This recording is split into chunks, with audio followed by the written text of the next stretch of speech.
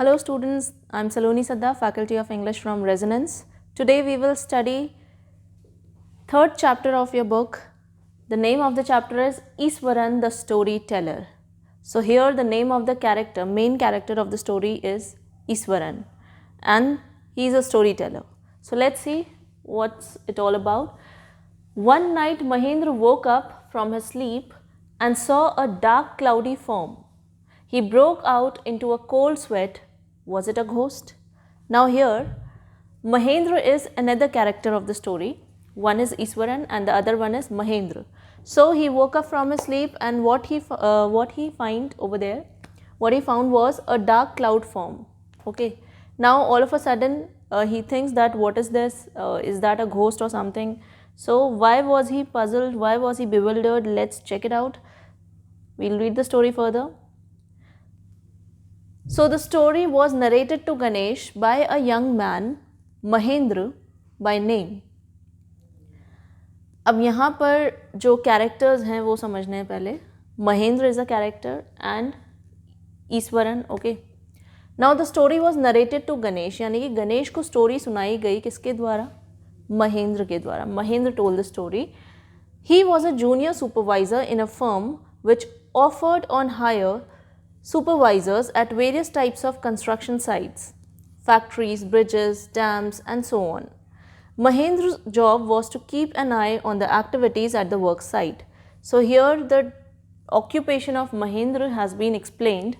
What he was a supervisor, okay, in a firm, and he used to supervise the activities that used to take place on the construction sites. Now those construction sites were different, like construction site of a factory or of a bridge or of a dam and any other construction site. So his work was mainly that of a supervisor. So Mahendra's job was to keep an eye on the activities at the work site. He had to keep moving from place to place every now and then as ordered by his head office. From a coal mining area to a railway bridge construction site, from thereafter a few months to a chemical plant which was coming up somewhere. Now this was his work schedule.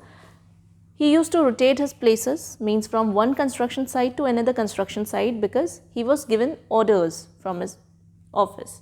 So sometimes he used to check the activities at a coal mining area, okay.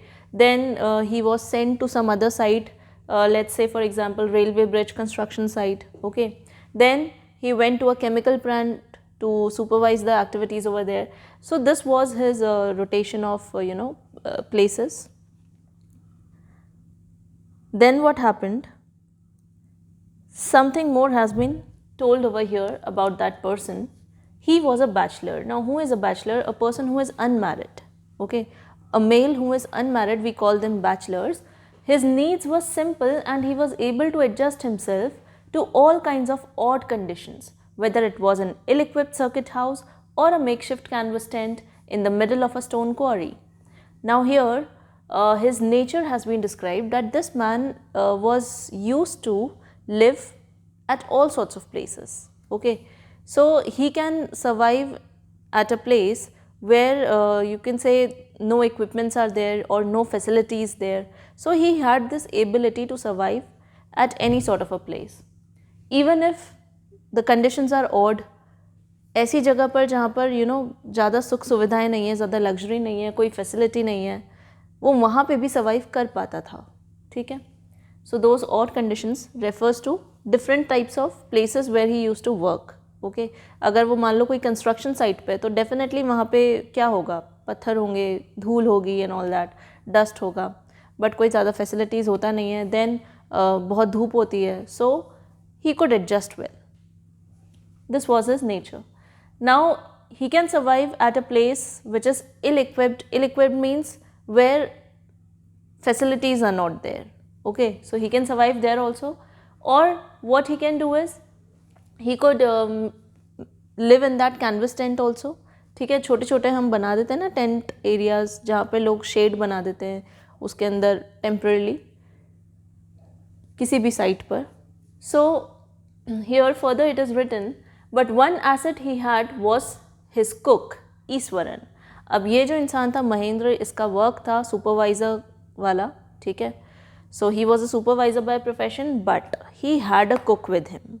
Okay, and the name of the cook was Iswaran. So I hope you have understood the characters. Mahendra is one character who is a supervisor by profession, and Iswaran is a cook. Okay, and he cooks for Mahendra.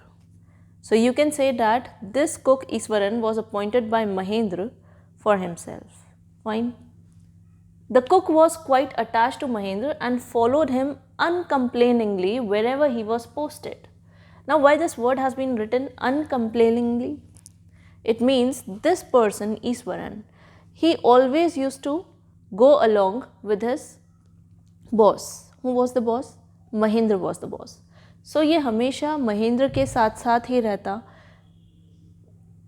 Despite of the fact Mahendra is living at any ill-equipped area or at any other place he never complained about that.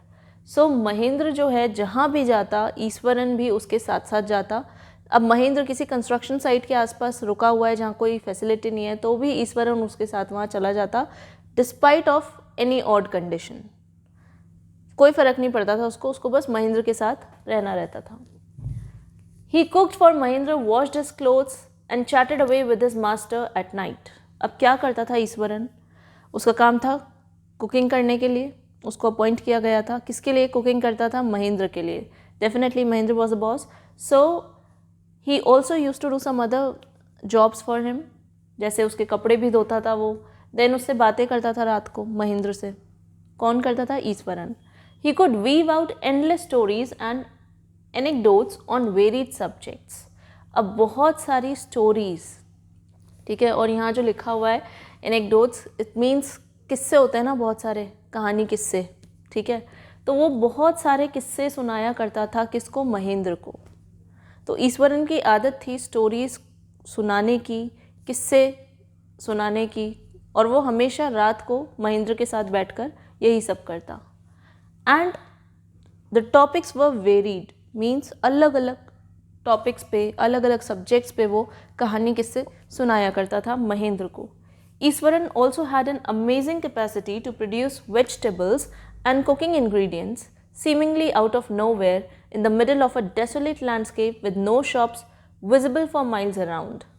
अब यहाँ पर ईश्वरन की quality बताई हुई है that this man was also capable of cooking food at such places where there is no facility and where there is nothing to eat, still he could find out something and cook for him.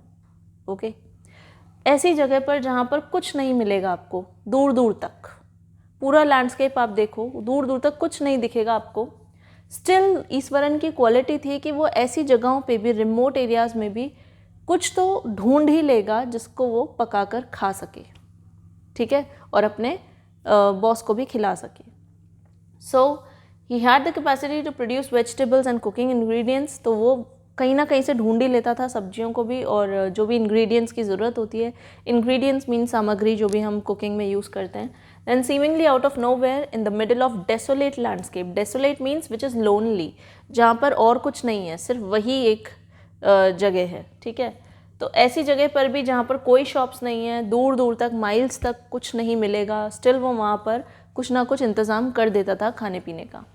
He would miraculously conjure up the most delicious dishes made with fresh vegetables within an hour of arriving at the zinc sheet shelter at the new workplace. इसका मतलब है he would miraculously means बहुत ही magical था उसका काम, ठीक है. पता नहीं कहाँ से कैसे क्या मैनेज कर लेता था वो, ठीक है. और इतनी चीज़ कुछ भी ना होने के बावजूद, कोई शॉप नहीं है दूर दूर तक, स्टिल उसने मैनेज कर लिया और बहुत ही डिलीशियस डिशेस उसने बनाई, ठीक है. So this was his ability. So he used to cook delicious food and he used to make use of fresh vegetables over there. And इसके आगे लिखा हुआ है जैसे फिर महेंद्र आता तो वो उसको सर्व करता वो सारी चीज़ें जो भी वो बनाता था. Mahendra would be up early in the morning and leave for work after breakfast carrying some prepared food with him. Now when Iswaran used to cook breakfast for Mahendra and before leaving for office Mahendra used to take that breakfast that was cooked by Iswaran. तो अब महेंद्र सुबह जब उठता, then office जाने से पहले, अपने काम पे निकलने से पहले ब्रेकफास्ट करता वो, ठीक है, carrying some prepared food with him, और अपने साथ में कुछ खाना पैक करके लेकर जाता था वो अपनी वर्क प्लेस पे.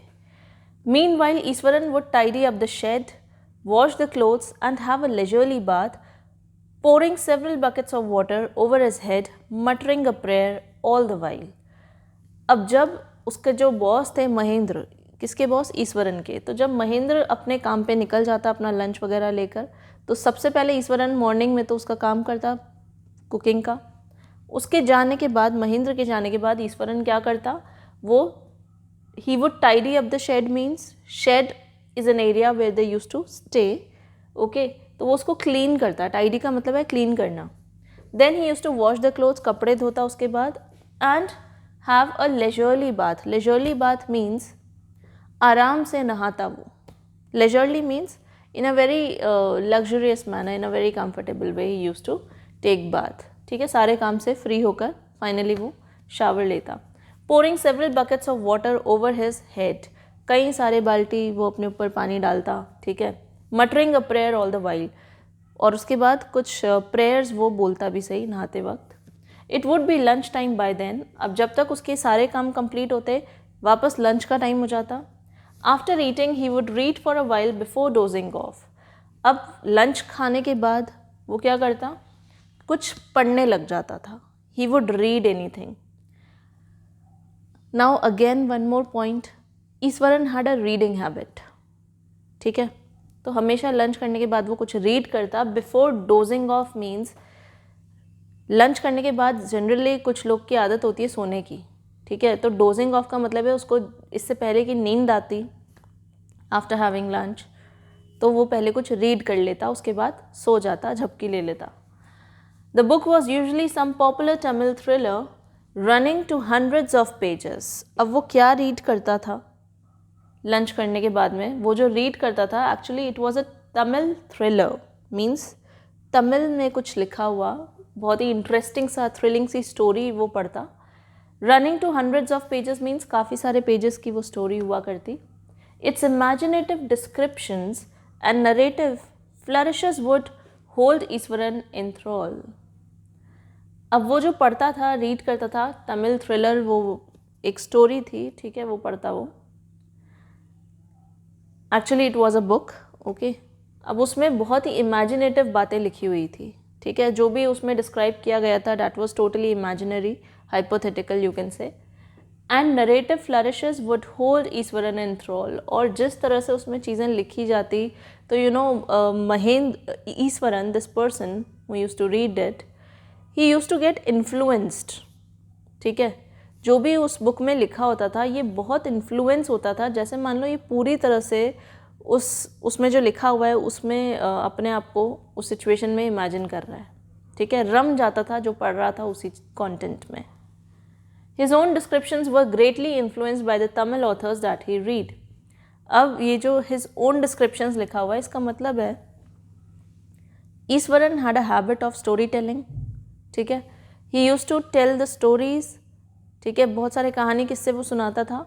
तो कहीं ना कहीं जो भी उसके खुद के बनाए हुए कहानी किस्से थे, जो भी उसके डिस्क्रिप्शंस थे, जो वो सुनाता था दूसरे लोगों को, महेंद्र को स्पेशली, सो कहीं ना कहीं वो सारी किस्से कहानियाँ किससे इन्फ्लुएंस होते थे? इसी तमिल थ्रिलर से इन्फ्लुएंस होते थे. मीन्स इसका असर उसकी खुद की बनाई हुई स्टोरीज पे भी पड़ता था. वो दिखाई देता था कि यार ये बहुत ही इमेजिनेटिव सा कंटेंट पढ़ रहा है, विच साउंड्स रियली हाइपोथेटिकल. हाइपोथेटिकल का मतलब है सोच सोच में जो चल रहा है, इमेजिनरी टोटली, ओके. तो वैसी चीज़ें वो अपनी स्टोरीज़ में भी इंक्लूड करता था. When he was narrating even the smallest of incidents, he would try to work in suspense and the surprise ending into the account. अब यहाँ पर बहुत ही इंटरेस्टिंग क्वालिटी बताई है ऑथर ने ईश्वरन के लिए. Author is saying that this guy Eswaran, whenever he was narrating the smallest of incidents, जब भी कोई छोटा सा भी किस्सा वो नरेट करता था, मीन्स सुनाता था किसी को, he would try to work in suspense and surprise. तो उस छोटे से किस्से को सुनाते वक्त भी वो इतना सस्पेंस क्रिएट करता था और इतना सरप्राइजिंग वे में वो सुनाता था उस चीज़ को कि जो सुनने वाला है, लिसनर है, he used to feel that आगे क्या हुआ, आगे क्या हुआ, दैट इंटरेस्ट डेवलप होने वाली बात है। सो इतना इंटरेस्टिंग वे में वो सुनाता था कि लिसनर को लगता था कि मैं आगे का और सुनूं कि आगे क्या हुआ स्टोरी में। ठीक है, तो इतना इंटरेस्टिंग तरीका था उसका स्टोरी सुनाने का, छोटे से छोटे किस्से को सुनाने का। Now here an example has been quoted. यहाँ पर राइटर ने बोला है कि अगर आपको एक एग्जाम्पल दें ईश्वरन की स्टोरी टेलिंग क्वालिटी को डिस्क्राइब करें अगर, तो ये एग्जाम्पल बहुत अच्छा है। Instead of saying that he had come across N uprooted tree on the highway, he would say, with eyebrows suitably arched and hands held out in a dramatic gesture, the road was deserted and I was all alone. अब एक छोटी सी बात का एक छोटा सा example दिया है ईश्वरन की क्वालिटी बताने के लिए कि किस तरह से वो स्टोरी सुनाया करता कि लोगों को इंटरेस्ट आता। यहाँ पर लिखा हुआ है, अगर मान लो उसको ये वाली बात कहनी है किसी को कि उसने कोई अपरूटेड ट्री देखा हाईवे पर, यानी कि अपरूटेड ट्री मतलब एक उखड़ा हुआ पेड़।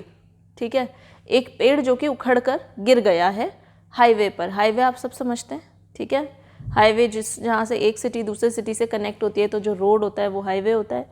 तो वहाँ उस हाईवे पर उसने एक उखड़ा हुआ पेड़ गिरा हुआ देखा। इतनी सी बात बताने के लिए वो किस तरह से बताएगा लोगों को? He would say with eyebrows suitably arched. सबसे पहले तो वो अपने जेस्चर्स को मैनेज करेगा। जेस्चर्स मीन्स जिस तरह से वो सुना रहा है तो अपनी बॉडी लैंग्वेज को वो देखेगा। सबसे पहले अपनी आईब्रोज को वो आँख मतलब थोड़ी सी आईब्रो उठ जाती है, ठीक है, जैसे हम कभी शक करते हैं तो हमारी आईब्रो थोड़ी उठ जाती है, तो वैसे वो पहले अपने जेस्चर्स को कंट्रोल करेगा, अपनी आईब्रो को उठाकर उसके बाद hands held out in a dramatic gesture, अपने हाथों को बिल्कुल ड्रामेटिकली यूज़ करेगा। वो जैसे वो बता रहे कि मैंने एक बहुत बड़ा पेड़ देखा, तो उसने ऐसे जेस्चर किया अपने हाथों को यूज़ करके, ठीक है। उसके बाद वो बताएगा उस बात को किस तरह से, इस तरह से, the road was deserted and I was all alone. तो उसने सिंपल सी बात नहीं बोली कि भाई पेड़ उखड़ के गिर गया था, उसने शुरू कैसे किया, इंटरेस्ट के साथ। The road was deserted means पूरी रोड खाली थी। इस तरह से वो पूरा एक्शन करके बता रहा है कि सामने वाले का इंटरेस्ट डेवलप हो जाए। पूरी रोड खाली थी, the road was deserted and I was all alone, और मैं वहाँ पर अकेला खड़ा था उस पूरी रोड पे। इस तरह से वो बताता। उसके बाद suddenly I spotted something that looked like an enormous bushy beast lying sprawled across the road।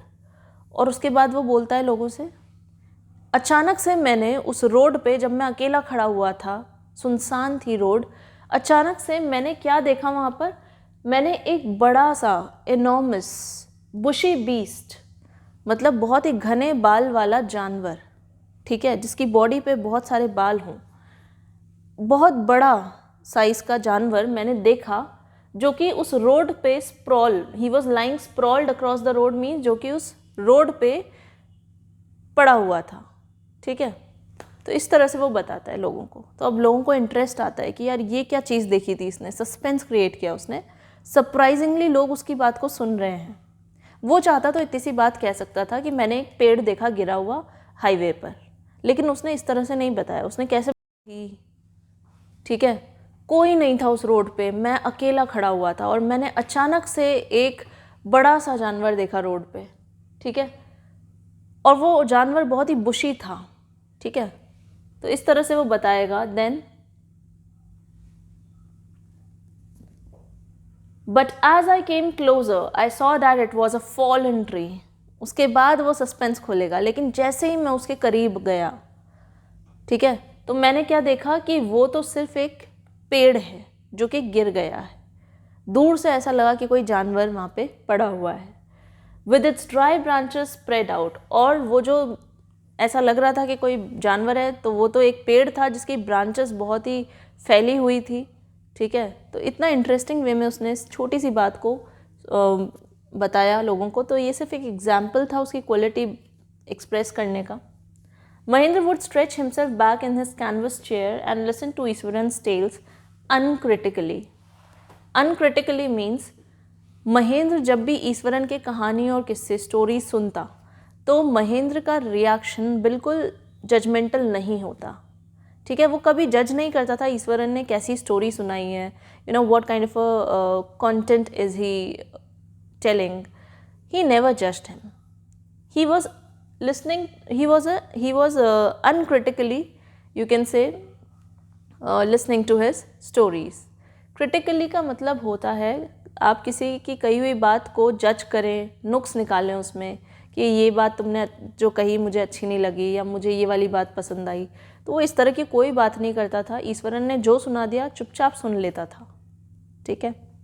So he was not a critical person जो कि कमियाँ निकाले कि मुझे तुम्हारी स्टोरी पसंद आई या नहीं आई, ऐसा कुछ नहीं उसने जजमेंट दिया कभी भी। Then what happened, the place I come from is famous for timber, Iswaran would begin. अब ईश्वरन अपनी बात कहना शुरू करता कि जिस जगह से मैं आया हूँ वो जगह फेमस है टिम्बर के लिए। There is a richly wooded forest all around. अब टिम्बर आप सब जानते हैं, ठीक है, वुड। अब वो बोलता है कि उस जगह के आसपास इतने जंगल हैं, ठीक है, इतने वुडेड फॉरेस्ट हैं, मीन्स जहाँ पे लकड़ी काफ़ी ज़्यादा तादाद में पाई जाती है। So the logs are hauled on to the lorries by elephants. उस जगह पर जो लॉग्स हैं यानी कि पेड़ के कटे हुए तने, ठीक है, तो जो लॉग्स हैं उनको कौन उठाता है? एलिफेंट्स वहाँ पर लगे हुए हैं इस काम को करने के लिए, तो वो एलिफेंट्स उन लॉग्स को उठाकर डाल देते हैं लॉरी में। They are huge well fed beast. अब ये huge well fed beast means elephants के लिए बोला गया है कि वो बहुत ही जायंट हैं, ह्यूज हैं, बड़े से हैं। And they are well fed means उनको बहुत कुछ खिलाया जाता है, ठीक है। तो इन एलिफेंट्स से काम जितना कराते हैं तो उनको खिलाते भी हैं, ठीक है। When they turn wild, even the most experienced Mahavat is not able to control them. Now here, the nature of elephant has been described by Eswaran. Okay, यहाँ पर ईश्वरन जब अपनी बात को बता रहा है कि मैं ऐसी जगह से आता हूँ जहाँ पे बहुत सारी लकड़ी पाई जाती है और वहाँ पर वो पेड़ के जो कटे हुए तने होते हैं उनको उठाने के लिए एलिफेंट्स लगे हुए हैं जिनको हम बहुत खिलाते पिलाते हैं, ठीक है। तो अब वहाँ पर वो एक्सप्रेस कर रहा है कि एलिफेंट्स किस तरह के हैं। These creatures are actually nice but in case they turn wild, अगर मान लो कोई भी हाथी वाइल्ड बिहेवियर शो करने लगता है, जंगली सा हो जाता है, then even the most experienced mahout is not able to control them. अगर कोई हाथी, कोई एलिफेंट वाइल्ड बिहेव करने लग जाए, ठीक है, then most experienced Mahavat is a person who is, you can say, the caretaker of an elephant, ठीक है, master of an elephant you can say। elephants को जो पालते हैं they are the Mahavats, ठीक है, आपने सुना होगा। तो कभी अगर आपके एलिफेंट राइड पे आप गए हों तो जो आदमी जो कंट्रोल कर रहा होता है एलिफेंट को, जो उसका मास्टर होता है, वो होता है महावत। सो जिस महावत को बहुत एक्सपीरियंस है एलिफेंट्स को कंट्रोल करने का, इवन वो भी फेल हो जाएगा जब कोई एलिफेंट बहुत ही वाइल्ड मैनर में बिहेव करने लगता है। After this prologue Iswaran would launch into an elaborate anecdote involving an elephant. ये बात बताने के बाद ईश्वरन शुरू हो जाता इलैबोरेटेड वे में अपनी कहानी सुनाने के लिए, अपना एक किस्सा सुनाने के लिए जिसमें एलिफेंट एक पार्ट था। अब एलिफेंट की बात हो रही थी तो उसको एक एलिफेंट वाला किस्सा याद आ गया अपनी लाइफ का, तो वो वही सुनाने लग गया डिटेल में, इलैबोरेट करते हुए। इलैबोरेट करना मीन्स बड़ा चढ़ाकर खींच कर बात को करना एकदम। One day a tusker escaped from the timber yard and began to roam about, stamping on bushes, tearing up wild creepers and breaking branches at will. अब यहाँ पर वो शुरू हो गया अपना किस्सा सुनाने के लिए, ठीक है। अब उसने जो किस्सा है वो इस तरह स्टार्ट किया कि एक दिन एक टस्कर क्या है, वही एलिफेंट है, ठीक है। He escape from the timber yard. एक टस्कर जो है काइंड ऑफ एन एलिफेंट, वो टिम्बर यार्ड से गायब हो गया, escape कर गया, मीन्स भाग गया वहाँ से. And he began to roam about, और खुलेआम घूमने लग गया वो वहाँ पे. ठीक है. Then he was stamping on bushes, means झाड़ियों में से वो निकला, गुजरा. Tearing up wild creepers, अब जब एक एलिफेंट बड़ी बड़ी bushes झाड़ियों में से गुजरेगा तो डेफिनेटली वहाँ पे जो क्रीपर्स उग रहे हैं, क्रीपर्स आर द प्लांट्स, ठीक है, जो कि उग जाते हैं, वाइल्ड प्लांट्स होते हैं ये. सो ये जनरली ऐसे बुशी एरियाज़ में देखने को मिलेंगे. तो वो उनको बिल्कुल टीयर करते हुए, tearing them apart, breaking the branches at will, जितने भी ब्रांचेस आएंगी उस एलिफेंट के सामने वो सबको तोड़ ताड़ कर निकल जाएगा. ठीक है. So you know sir how an elephant behaves when it goes mad. तो अब ये बता रहा है सर आप तो जानते ही होंगे कि जब कोई हाथी पागल हो जाता है तो वो कैसा बिहेव करेगा. डेफिनेटली जो भी उसके सामने आएगा सारी चीज़ों को तोड़ देगा वो. Eswaran would get so caught up in the excitement of his own story that he would get up from the floor and jump about, stamping his feet in emulation of the mad elephant.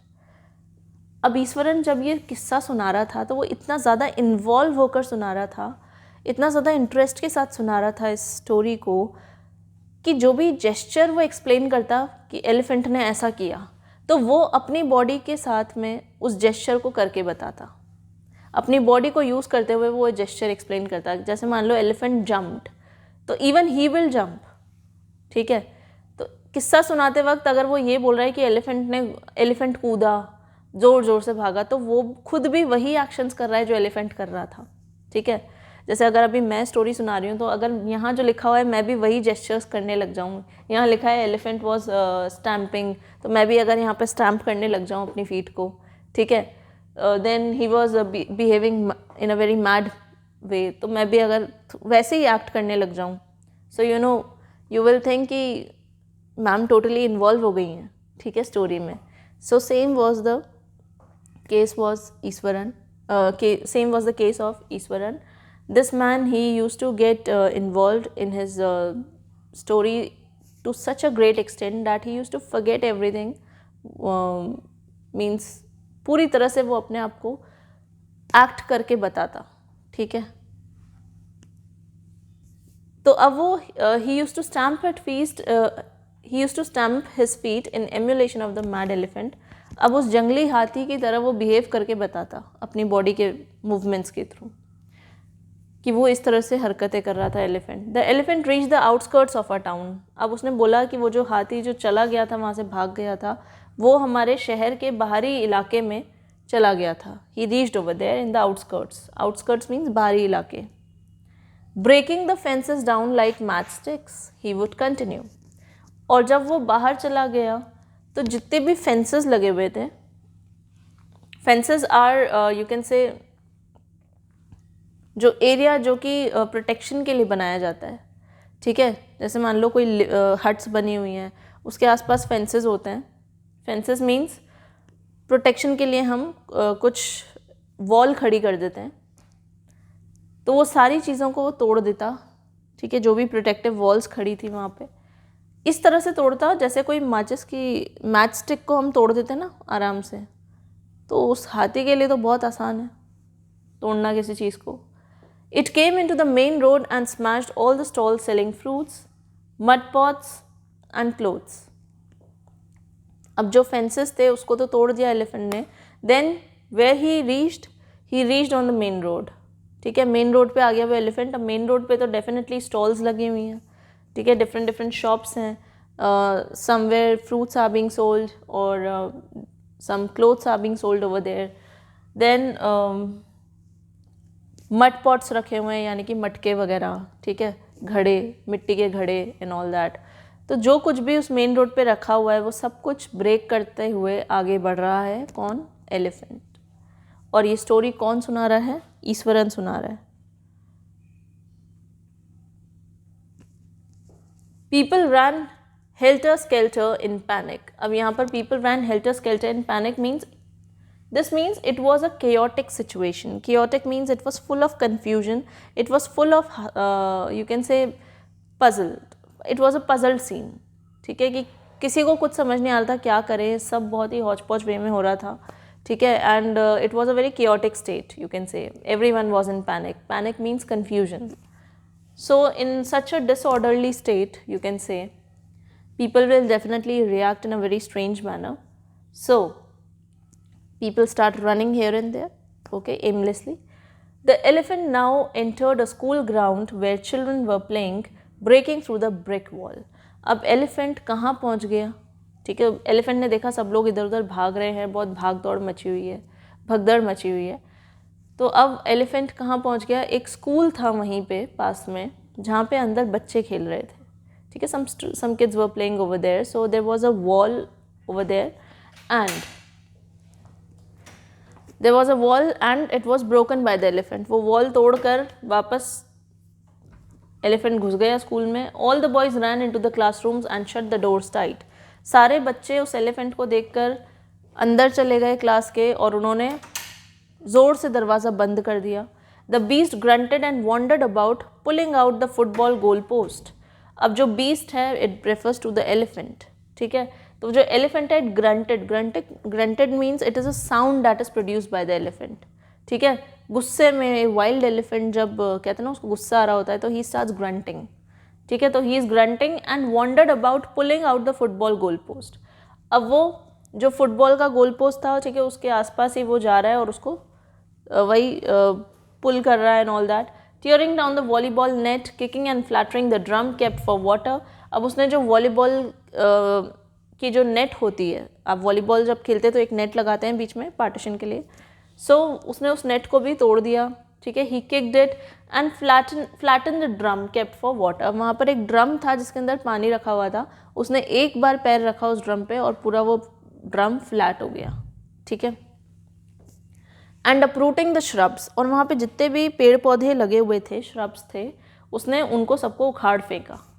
Meanwhile, all the teachers had climbed up to the terrace of the school building. From there, they helplessly watched the depredations of the elephant. अब इस दौरान जब elephant ये सारे काम कर रहा था, you know, in a very wild manner the elephant was behaving. So that time all the teachers and the students, they were all scared. So where did they escape? They went on the terrace of the school building. छत पे चले गए वो school के, ठीक है, teachers लोग, और वहाँ से वो देख रहे थे, बिल्कुल हेल्पलेस फील कर रहे थे कि कौन आएगा उनकी मदद को, ठीक है. तो हेल्पलेसली वो उस एलिफेंट को देख रहे थे जो भी वो वहाँ पर कर रहा था एलिफेंट, ठीक है. डेप्रिडेशंस मीन्स जो भी तबाही मचा रहा था वो वहाँ पर, ठीक है. There was not a soul below on the ground. नीचे एक इंसान भी नहीं था जो मदद करने के लिए आए या उस एलिफेंट को कंट्रोल कर सके. The streets were empty as if The inhabitants of the entire town had suddenly disappeared. सारी रोड खाली हो गई थी क्योंकि सब लोग डर के मारे अंदर छुप गए थे, ठीक है. That this elephant has gone wild and definitely he will kill all of us. So everyone escaped from there and nobody was seen on the road. It was all quiet, all empty over there. Then I was studying in the junior class at that time and was watching the whole drama from the rooftop. Now here I was studying in the junior class means Iswaran. Iswaran is telling about himself that this elephant was behaving in a very wild manner. This man was studying in the junior class and he watched that elephant misbehaving from the rooftop. वो भी छत पे से उस elephant को देख रहा था. I don't know what came over me suddenly. मैं नहीं जानता कि अचानक से मुझे क्या महसूस हुआ. I grabbed a cane from the hands of one of the teachers and ran down the stairs and into the open. अब ईश्वरन बोलता है कि मैंने पता नहीं मेरे दिमाग में ऐसा क्या आया कि मैंने अचानक से टीचर के हाथ में से केन होती है, केन मीन्स दैट स्टिक, टीचर्स एक स्टिक रखते हैं अपने पास, वी कॉल दैट केन. तो मैंने टीचर के हाथ में से वो केन स्टिक ले ली, ठीक है, और मैं फटाफट से नीचे गया सीढ़ियाँ उतर के स्टेयर्स से, और मैं वहाँ चला गया ओपन एरिया में जहाँ पर एलिफेंट था जो कि वाइल्ड बिहेव कर रहा था. The elephant grunted and menacingly swung a branch of a tree which it held in its trunk. अब ईश्वरन बता रहा है कि फिर क्या हुआ. वो जो एलिफेंट था वो बहुत ज़ोर से he grunted. That elephant grunted means ज़ोर से वो उसने आवाज़ निकाली गुस्से में एकदम. And menacingly swung a branch means menacingly means बहुत ही तबाही मचाने वाले तरीके से, ठीक है, उस अंदाज में उसने एक ब्रांच जो थी, ट्री की ब्रांच, उसको उसने अपनी ट्रंक में उठाया और दूर फेंक दिया, ठीक है। तो बहुत ही गुस्से में लग रहा था वो एलिफेंट, एंड बिल्कुल कहते हैं ना मैड बिहेव कर रहा था। It stamped its feet kicking up a lot of mud and dust. वो बार बार एलिफेंट अपनी फीट को स्टैम्प कर रहा था, मीन्स अपने पैर को इस तरह से टैप कर रहा था, और डस्ट उड़ रही थी बहुत सारी, ही was behaving like a mad elephant. It looked frightening, उसको देखकर कोई भी डर जाए, ऐसा था वो elephant. But I moved slowly towards it, stick in hand. लेकिन मैं डरा नहीं, मेरे हाथ में स्टिक थी और मैं धीरे धीरे उस एलिफेंट के पास गया। ये ईश्वरन बोलता है। People were watching the scene hypnotised from nearby house tops. अब जब लोगों ने मुझे देखा कि मैं जा रहा हूँ उस एलिफेंट के पास, सब लोग एकदम हिप्नोटाइज्ड वे में, मीन्स एकदम चौंक गए सब लोग। They were shocked that has this man got mad, has this child gone mad, he is going near to that elephant, and everybody was just watching. They were all helpless. So everyone was just watching the scene from their housetops. अपने घर की छतों पे से सब लोग देख रहे थे कि ये जो ईश्वरन है ये जा रहा है उस एलिफेंट के पास। The elephant looked at me red-eyed.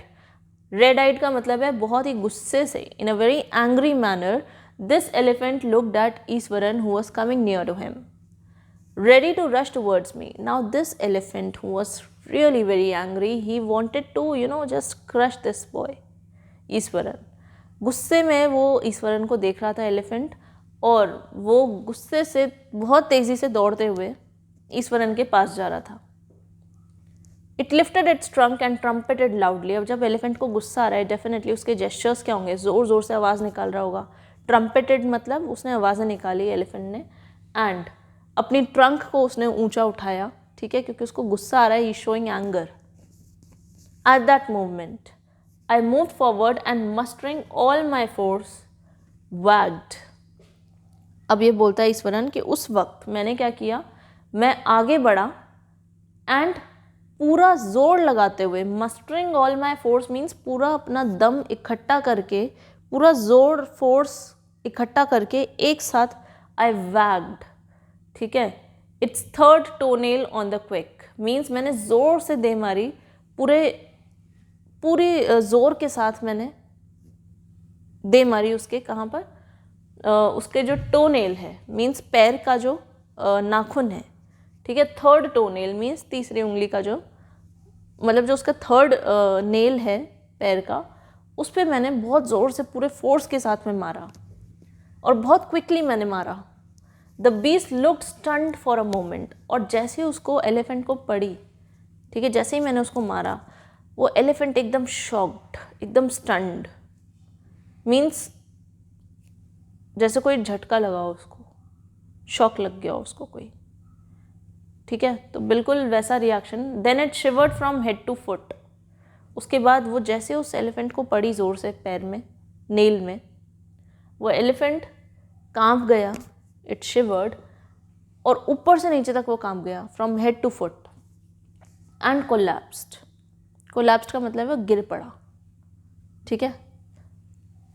Eight this point Eshwaran would leave the story unfinished and get up mumbling. अब इतनी स्टोरी सुनाने के बाद ईश्वरन रुक गया, पॉज हो गया, और कुछ हल्का सा मम्बल करते हुए, हल्का सा कुछ बोलते हुए वो चला गया। I will be back after lightning the gas and warming up the dinner. अब वो बोलता है, बीच में पॉज कर दी उसने स्टोरी एलिफेंट वाली, अब वो बस इतनी सी बात कहता है कि मैं अभी थोड़ी देर में आ रहा हूँ, मुझे डिनर गर्म करना है, ठीक है, तो मैं गैस जला कर आता हूँ।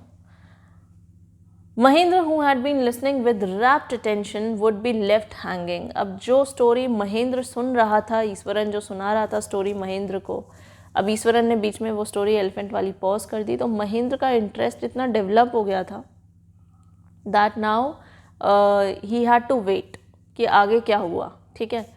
Now Mahendra used to feel involved in the story told by Iswaran. Now बीच में अब पॉज लग गया, तो even Mahendra is just hanging, मीन्स वो भी वेट कर रहा है कि चलो जब आएगा आगे कंटिन्यू करेगा स्टोरी को। When he returned, Eswaran would not pick up the thread of the story right away। लेकिन जब ईश्वरन वापस आया अपना काम करके, डिनर गर्म करके, उसके बाद ईश्वरन ने वो स्टोरी कंटिन्यू नहीं करी जो वो सुना रहा था, ठीक है, कुछ और ही बात करने लग गया वो। Mahendra would have to remind him that the conclusion was pending. अब महेंद्र को याद दिलाना पड़ा ईश्वरन को कि ईश्वरन तुम कोई स्टोरी सुना रहे थे यार एलिफेंट वाली, क्या हुआ था फिर। तो महेंद्र को याद दिलाना पड़ता, नहीं तो ईश्वरन खुद आगे बढ़ के उसी स्टोरी को नहीं शुरू करता, वो कुछ और बात। तो महेंद्र ने याद दिलाया कि पहले मुझे ये बताओ उस एलिफेंट का क्या हुआ बाद में। तो अब महेंद्र के बोलने के बाद ईश्वरन कंटिन्यू कर रहा है, well a veterinary doctor was summon to revive the animal. Eshwaran would shrug casually. 2 days later it was led away by its महावत to the jungle। अब ईश्वरन बोल रहा है कि एक वेटरनरी डॉक्टर को वहाँ पे बुलाया गया। वेटरनरी डॉक्टर वो होते हैं जो एनिमल्स का ट्रीटमेंट करते हैं, तो उनको जल्दी से वहाँ पर बुलाया गया और ईश्वरन ने उसी वक्त कैजुअली बोला कि 2 दिन बाद जो है उस एलिफेंट को जो उसका महावत था, मीन्स जो उसका मास्टर था, वो ले गया जंगल में, ठीक है, वापस। Well, how did you manage to do it, Eswaran? How did you bring down the beast? अब महेंद्र क्वेश्चन पूछ रहा है ईश्वरन से कि यार तुमने मैनेज कैसे किया, उस वाइल्ड एलिफेंट को तुमने कैसे कंट्रोल कर लिया? How did you control that elephant who was acting like a mad one? Okay, so now Eswaran on being questioned by the listener, who was the listener? Mahendra was the listener. Now he responds. It has something to do with a Japanese art, I think, sir. Karate or Jiu-Jitsu it is called. I had read about it somewhere. It temporarily paralyzes the nervous system, you see. अब ईश्वरन उसको बताता है कि किस तरह से उसने control किया एलिफेंट को। The reason was he had some knowledge of the Japanese art, which is popularly known as Jiu-Jitsu। ठीक है, वो जापानीज़ आर्ट होता है जिसको जू-जित्सु के नाम से जाना जाता है। तो मुझे उसके बारे में मैंने कहीं पढ़ा था, तो थोड़ा बहुत आइडिया था कि कैसे करना है ये। अच्छा, इसको करने से क्या होता है, इस आर्ट को टेम्परली नर्वस सिस्टम पैरालाइज हो जाता है, ठीक है। तो उसने भी यही किया उस एलिफेंट के साथ। उसने वो जो टोनेल था उसके ऊपर केन ज़ोर से पूरे फोर्स के साथ मारी। उसकी वजह से क्या हुआ, वो एलिफेंट टेम्परली पैरालाइज हो गया था और कोलैप्स होकर नीचे गिर गया था। तो पूरा नर्वस सिस्टम उसका मतलब पैरालाइज हो गया था उस टाइम पे, इस वजह से वो कंट्रोल हो गया। Not a day passed without Eswaran recounting some story packed with adventure, horror and suspense। एक दिन भी ऐसा नहीं होता कि जिस दिन ईश्वरन कोई ऐसी स्टोरी ना सुनाए जो कि जिसमें सस्पेंस ना हो, एडवेंचर ना हो या हॉरर ना हो, डर ना हो। हर रोज़ कोई ऐसी स्टोरी वो सुनाता था जिसमें मज़ा आ जाता था सुन के, सब कुछ होता था, adventure, suspense, thrill, everything, you know, very interesting stories Eshwaran used to tell to his boss Mahendra. Whether the story was credible or not, Mahendra enjoyed listening to it because of the imitable way in which it was told।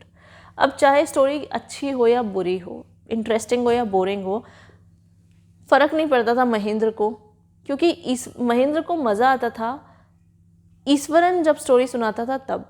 क्यों? चाहे story कैसी भी हो, लेकिन ईश्वरन जिस तरह से सुनाता था ना, उसका जो वे था सुनाने का अंदाज़, वो बहुत इंटरेस्टिंग था। वो एक्शंस कर करके सुनाता था। जैसे the elephant was behaving in a wild manner, तो वो एक्शन करके बताएगा वाइल्ड मैनर। द एलिफेंट ट्रम्पेटेड, तो वो एक्शन करके बताएगा द एलिफेंट ट्रम्पेटेड, ठीक है। तो वो चीज़ जो उसका एक स्टोरी सुनाने का जो वे था, you know, that was very impressive in the eyes of Mahendra. So he enjoyed listening to all the stories irrespective of the content. Eshwaran seemed to make more than make up for the absence of a TV in Mahendra's living quarter। अब यहाँ पर ये बोल रहे हैं कि महेंद्र के quarter में टीवी नहीं था और ज़रूरत भी नहीं थी। क्यों? क्योंकि उस टीवी की कमी पूरी कर देता था ईश्वरन। इस टीवी नहीं था तो एंटरटेनमेंट के लिए ईश्वरन तो है, वो कोई स्टोरी सुनाएगा और उसका एंटरटेनमेंट हो जाएगा, और टीवी की ज़रूरत ही नहीं थी उसके क्वार्टर में। One morning when Mahendra was having breakfast, Ishwaran asked, "Can I make something special for dinner tonight, sir?" अब एक दिन क्या हुआ, महेंद्र अपना ब्रेकफास्ट कर रहा था और अचानक से ईश्वरन पूछता है कि सर क्या आज मैं कुछ स्पेशल बना दूं आपके लिए। After all, today is an auspicious day. According to tradition, we prepare various delicacies to feed the spirits of our ancestors today, sir. अब वो बोलता है कि सर आज मैं शाम को कुछ स्पेशल बना दूँ डिनर में, क्योंकि आज बहुत ही ऑस्पिशियस डे है, मीन्स बहुत शुभ दिन है आज, ठीक है. एक्चुअली हमारे ट्रेडिशन में आज के दिन बहुत सारे डेलिकेसीज मीन्स बहुत सारी चीज़ें प्रिपेयर करी जाती हैं, डिशेस बनाई जाती हैं अलग अलग वैरायटी की, ठीक है. क्योंकि ऐसा मानना है लोगों का, ऐसी मान्यता है कि जो स्पिरिट्स हैं, यानी कि जो हमारे एंसेस्टर्स मतलब पूर्वज, हमारे पूर्वजों की आत्माएं हैं, ठीक है, उनको हम खाना खिलाते हैं, अलग अलग चीज़ें, वैरायटी ऑफ चीज़ें उनको बनाकर हम सर्व करते हैं, ऐसा मान्यता है. तो आज वही दिन है, तो मैं चाहता हूँ कि हम भी कुछ स्पेशल बनाएं आज. So that night Mahindra enjoyed the most delicious dinner and complimented Easwaran on his culinary skills. Culinary skills are the cooking skills, ठीक है, पाक कला जिसे हम बोलते हैं. तो महेंद्र ने बहुत इन्जॉय करा जो भी ईश्वरन ने उस दिन कुक किया था, अलग अलग चीज़ें उसने बनाई थी, और वो ईश्वरन की तारीफ़ करता है कि तुम बहुत अच्छा बनाते हो. He seemed very pleased but unexpectedly launched into a most garish account involving the supernatural. अब क्या हुआ? He seemed very pleased means Eswaran को कॉम्प्लीमेंट जब मिला कि तुम खाना बहुत अच्छा बनाते हो तो उसको बहुत अच्छा लगा. लेकिन थोड़ी ही देर बाद अनएक्सपेक्टेडली, नहीं चाहते हुए भी, वो फिर शुरू हो गया, एक किस्सा सुनाने लग गया, ठीक है. अब कोई सुपर नेचुरल एलिमेंट था उसकी बात में. सुपर नेचुरल समझते हैं, means something related to nature, something that happens magically, ठीक है. तो सुपर नेचुरल एक्टिविटी के बारे में वो कुछ कहने लग गया ईश्वरन. अब ये थोड़ा अजीब हो गया था, ठीक है. All of a sudden he started, "You know sir, this entire factory area we are occupying was once a burial ground," he started. अब ये बोलता है महेंद्र को ईश्वरन कि सर आपको पता है कि जिस फैक्ट्री के एरिया में हम रह रहे हैं फ़िलहाल, ठीक है, वो पहले शमशान हुआ करता था, जहाँ पर मुर्दों को गाड़ा जाता था, बरी किया जाता था, दफनाया जाता था. Mahindra was jerked out of the pleasant reverie he had drifted into after the satisfying meal. अब महेंद्र का कैसा रिएक्शन होगा? बहुत अच्छा खाना खाया था उसने, बहुत तारीफ़ करी थी ईश्वरन की. अचानक से ईश्वरन की ऐसी बात सुनकर कि इस एरिया में पहले शमशान हुआ करता था, दफनाया जाता था मुर्दों को, तो ये बात सुनकर महेंद्र बहुत ही अनप्लीज्ड फील करता है, मीन्स उसको अच्छा नहीं लगता. And he just jerked out, ठीक है, मतलब वो पॉजिटिवली बिहेव नहीं करता. I knew on the first day itself when I saw a human skull lying on the path. Even now I come across a number of skulls and bones," Eswaran continued. अब यहाँ पर ईश्वरन बता रहा है कि मैं तो पहले दिन से ही जानता था कि यहाँ पर इस एरिया में पहले दफनाया जाता था मरे हुए लोगों को, और मैंने तो पहले दिन ही एक ह्यूमन स्कल देख लिया था. स्कल समझते हो, ये जो अपने फेस का जो वो बोन्स होता है, ठीक है, दैट इज स्कल. तो मैंने एक कंकाल जिसे हम बोलते हैं, तो मैंने एक कंकाल देख लिया था पहले दिन ही, ठीक है, स्पेशली रास्ते में गिरा पड़ा हुआ था वो. Even now I come across a number of skulls and bones, और मुझे तो आज भी कई सारे स्कल्स, हड्डियाँ, कंकाल दिखते रहते हैं, ठीक है. तो अब बहुत ही डरावना सा लग रहा है थोड़ा. अब ईश्वरन जिस तरह से बता रहे हैं इन किस्सों को, इंटरेस्ट आ रहा है, ठीक है. कोई भी सोचेगा कि यार ये क्या बोल रहा है, सुने तो सही इसकी स्टोरी को. तो आप देखो यहाँ पर you can see skull is there, ठीक है, ह्यूमन स्कल, ये मतलब चेहरे की जो हड्डियाँ होती है, ठीक है, वो उसका पड़ा हुआ है. And you know that is a factory area and this person Eshwaran is there. Okay, so now he's just telling the story, narrating all that, whatever he wanted, and in a very thrilling manner he is doing this thing. He went on to narrate how he sometimes saw ghost at night. अब वो एक और बात आगे continue करने लग गया कि मैंने कई बार घोस्ट को देखा है रात को. I am not easily frighten by these things sir, लेकिन मुझे डर नहीं लगता सर, भूतों को देखकर मुझे डर नहीं लगता. यहाँ पे भूत भी हैं, मैंने देखा है रात को, लेकिन मुझे डर नहीं लगता. आई एम ब्रेव फेलो, मैं बहुत बहादुर हूँ. But one horrible ghost of a woman which appears of and on at mid night during the full moon. It is an ugly creature with matted hair and a shriveled face, like a skeleton holding a fetus in its arms. अब यहाँ पर Eswaran continue करता है कि मैंने भूतों को भी देखा है लेकिन मुझे डर नहीं लगता क्योंकि मैं बहुत ब्रेव हूँ, लेकिन एक घोस्ट है यहाँ पर जो बहुत ही हॉरेबल है, बहुत ही घटिया, बहुत ही डरावना, ठीक है, टेरेबल। एक भूत है यहाँ पे और वो एक वुमेन का भूत है, एक औरत का भूत है वो, ठीक है। So it appears on end of, means वो कभी भी आ जाता है, कभी भी गायब हो जाता है, लेकिन ऐसा कब होता है? सिर्फ आधी रात को होता है, मिडनाइट में, ड्यूरिंग द फुल मून, जिस दिन पूरा चांद दिखता है उस दिन ही ऐसा होता है। उस दिन ही उस लेडी का भूत आता है यहाँ पर और दिखेगा, गायब होएगा, फिर दिखेगा, गायब होएगा, you know, it happens. And आधी रात को ही होता है ये चीज़, मिडनाइट में। इट इज़ एन अगली क्रिएचर, और वो कैसा दिखता है वो भूत उस वुमेन का? बहुत ही अगली, मीन्स बिल्कुल सुंदर नहीं, बहुत गंदा दिखने वाला, ठीक है। मैटेड हेयर है उसके, मीन्स उलझे हुए बाल, ठीक है, बिल्कुल। श्रिवल्ड फेस मीन्स बिल्कुल डल, पेल, बिल्कुल गंदा सा फेस उसका। Like a skeleton holding a foetus in its arms. कैसे डिस्क्राइब किया उसने उसके चेहरे को? मानो कोई स्केलेटन, कोई कंकाल हो, ठीक है, जिसने अपने हाथों में फीटस ले रखा हो। फीटस समझते हो आप? जो एन अनबॉर्न चाइल्ड, ठीक है, भ्रूण जिसे हम बोलते हैं ना, दैट इट इज़। तो एन अनबॉर्न चाइल्ड, ठीक है, उसका उसने वो ले रखा हो हाथ में। Now Mahendra शिवर्ड at the description and interrupted rather sharply, "You are crazy, Eswaran." अब महेंद्र को अचानक से डर सा लगता है, ठीक है, ये बात सुनकर जो ईश्वरन बता रहा था, जो भी उसने डिस्क्राइब किया कि कैसा भूत है एंड ऑल दैट। और अचानक से महेंद्र बोलता है कि यार तुम पागल हो गए हो ईश्वरन, ठीक है, you are crazy, there is no such things as ghost और स्पिरिट। ये भूत आत्माएं कुछ नहीं होता है, it is all a figment of your imagination. ये सिर्फ तुम्हारी सोच में, जो तुम्हारी कर रहे हो, हाइपोथेटिकली सोच रहे हो चीज़ों को, बट रियलिटी ऐसी कुछ नहीं है, कुछ नहीं होता ऐसा। Get your digestive system examined and maybe your head as well. अब महेंद्र गुस्से में बोलता है कि तुम जाकर ना अपना चेकअप करा कर लाओ, तुम्हारे साथ कुछ प्रॉब्लम है, ठीक है, you just manage your head, अपना दिमाग भी चेक करा लेना, ठीक है, कहीं तुम पागल तो नहीं हो गए, चेक करा लेना एक बार डॉक्टर से। यू आर टॉकिंग नॉनसेंस, तुम बिल्कुल बकवास बातें कर रहे हो जिनका कोई मीनिंग नहीं है, जो जिनमें कोई सच्चाई नहीं है। And then he left the room and retired for the night, expecting Eswaran to sulk for a couple of days. उसके बाद ये सारी बातें कहकर महेंद्र चला गया रूम के बाहर। रात हो रही थी, सोने चला गया वो, और वो ये एक्सपेक्ट कर रहा था कि मैंने जो गुस्से से ईश्वरन को बोला कि तुम अपना चेकअप करा कर लाओ, कुछ प्रॉब्लम है तुम्हारे, ठीक है, अपना दिमाग भी दिखा कर लाओ, तो महेंद्र को लग रहा था कि ये सारी बातें सुनकर ईश्वरन को गुस्सा आ जाएगा और कुछ दिनों तक वो मायूस सा रहेगा, मीन्स थोड़ा अनईजी फील करेगा। होता है ना, दुखी हो जाता है इंसान कोई अगर कुछ डांटते हुए बोल देते हो। तो उसने सोचा कि शायद ईश्वरन को गुस्सा आएगा और 2-3 दिन तक इसका मूड थोड़ा ऑफ रहेगा, बट ऐसा कुछ नहीं हुआ। But the next morning he was surprise to find the cook as cheerful and talkative as ever.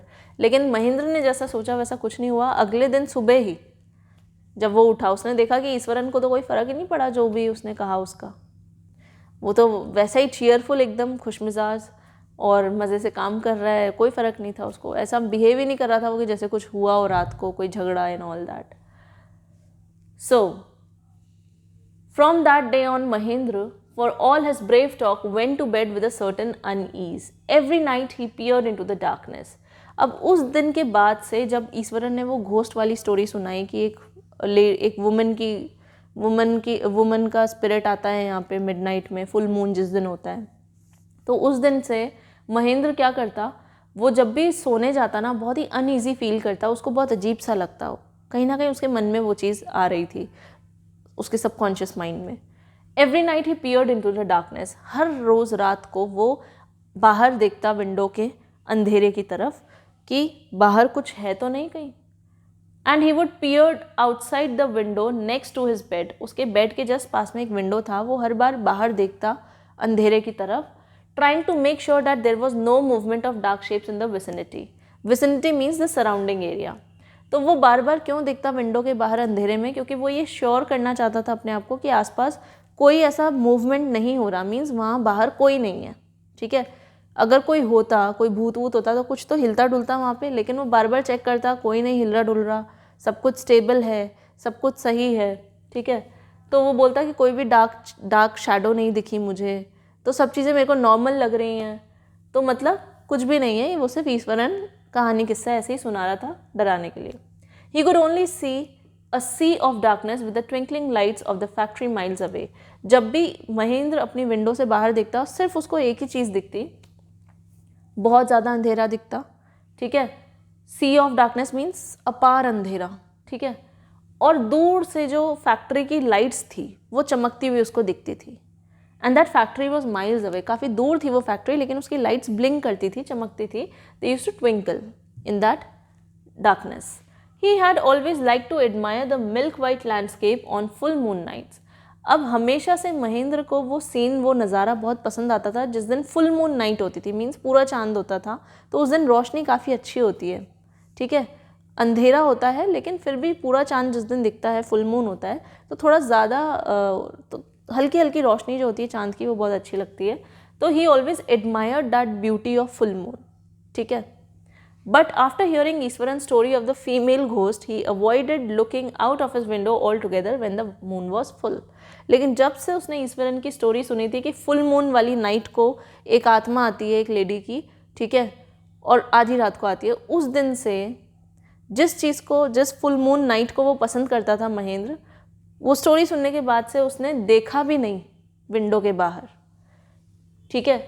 उसका मन ही नहीं किया कि मैं बाहर देखूं भी फुल मून नाइट को, ठीक है। One night Mahendra was woken up from his sleep by a low moan close to his window. एक दिन क्या हुआ, महेंद्र की नींद खुल गई क्योंकि उसको कुछ आवाज़ सुनाई देती है अपनी विंडो के पास में से, ठीक है। मोन, यू कैन से मोन वॉइस मीन्स किसी के दर्द से चीखने की आवाज़, दैट इज़ द मोन, MOAN, ठीक है। दर्द में जब कोई पेन में होता है और जब वो चीखता है तो उसे हम मोन बोलते हैं। At first he put it down to a cat prowling around for mice. सबसे पहले उस आवाज़ को सुनकर उसको लगा कि शायद कोई बिल्ली है जो चूहे को पकड़ने की कोशिश कर रही है और वो उसके पीछे भाग रही है। But the sound was too guttural for a cat, लेकिन वो साउंड वैसी नहीं थी कैट जैसी। He resisted the curiosity to look out lest he should behold a sight which would stop his heart. अब उसने पहले तो कोशिश करी कि नहीं यार मैं बाहर क्या देखूं अब इस चीज़ को जाकर कि किसकी आवाज़ आ रही है किसकी नहीं, लेकिन पहले तो उसके दिल में पहले ही डर बैठा हुआ था कि यार वो घोस्ट वाली बात कहीं सच तो नहीं है जो ईश्वरन सुना रहा था। But the wailing became louder and less feline. अब क्या हुआ, वेलिंग मतलब कि वो जो रोने की आवाज़ आ रही थी, दैट मोर्निंग साउंड, वो जो रोने की आवाज़ थी वो धीरे धीरे तेज़ होती जा रही थी। And it was less feline means it was not the voice of a cat. Less feline का मतलब है काइंड ऑफ अ कैट। तो कैट के जैसी आवाज़ नहीं थी वो। जैसे जैसे वो आवाज़ लाउड होती गई वैसे वैसे क्लियर हो गया कि भाई कोई कैट की आवाज़ तो नहीं है, ये कुछ और ही बात है, किसी और चीज़ की आवाज़ है ये। He could not resist the temptation any more. अब उससे रहा नहीं गया महेंद्र से। Lowering himself to the level of the window sill he looked out at the white sheet of moon light outside. अब वो महेंद्र जो है वो विंडो के पास गया, ठीक है, थोड़ा झुका वो, और उसने बाहर देखा मूनलाइट की तरफ, ठीक है, बिल्कुल सफ़ेद रोशनी आ रही है चांद की, बड़ी प्यारी सी, फुल मून था उस दिन। There not too far away was a dark cloudy form clutching a bundle. अब दूर उसने देखा आसमान में काफ़ी डार्क क्लाउड्स थे, ठीक है। Mahendra broke into a cold sweat and fell back on the pillow. अब महेंद्र एकदम से डर गया। He broke into a cold sweat means वो अचानक से डर गया। And he fell back on the pillow painting, और फटाफट से वो अपने बेड में जा घुसा और पिलो उसने अपने सिर के ऊपर ऐसे रख लिया। And he was painting means वो हाँफ रहा था, डर रहा था, काँप रहा था, ठीक है, ज़ोर से सांसें ले रहा था वो डर के मारे। As he gradually recovered from the ghastly experience, he began to reason with himself and finally concluded that it must have been some sort of auto-suggestion, some trick that his subconscious had played on him. अब जैसे ही वो उस experience से बाहर निकला, ठीक है, वो अपने आप को रीजन्स देने लग गया कि नहीं नहीं ऐसा नहीं हो सकता, कोई भूत वूत नहीं था, ज़रूर मुझे ही कोई भ्रम हुआ है, you know, it was just my misconception. मुझे ही कोई गलत फहमी हुई है। तो वो अपने आप को रीजंस दे रहा था कि नहीं नहीं एवरीथिंग इज़ नॉर्मल, मेरी ही गलत फहमी है, ठीक है। तो ऐसे वो अपने आप को सजेशन दे रहा है, ठीक है। एंड उसको ऐसा लग रहा है कि शायद उसके सबकॉन्शियस माइंड में वो डर बैठ गया था, जिसकी वजह से उसको रात को ऐसा महसूस हुआ कि शायद कोई है। तो शायद उसके सबकॉन्शियस माइंड में ऐसा डर बैठ गया था, तो शायद वही ट्रिक प्ले कर रहा था, उसका माइंड इमेजिन कर रहा था, मे बी उसको ऐसा लगा कि शायद मेरा ही भ्रम है ये सब। By the time he had got up in the morning, had a bath and come out to have his breakfast, the horror of the previous night had faded from his memory. सुबह हो गई, वही वो अपना normal routine follow कर रहा था। वो सबसे पहले नहाने गया, देन उसने अपना ब्रेकफास्ट लिया, उसके बाद वो जा रहा था ऑफिस के लिए। लेकिन जब तक कि वो लेकिन उसके दिमाग में वो जो रात को जो भी हुआ वो सब दिमाग से निकल चुका था, ठीक है। Eswaran greeted him at the door with his lunch packet and his bag. अब जब वो काम के लिए जाने लगा तो ईश्वरन उसका लंच लेकर आया कि सर ये आपका टिफ़िन, ठीक है। Just as Mahendra was stepping out, Eshwaran grinned and said. अब जैसे ही महेंद्र बाहर निकलने ही वाला था घर के, उसी वक्त ईश्वरन ने ग्रिंड का मतलब है हंसी, सरकास्टिक हंसी।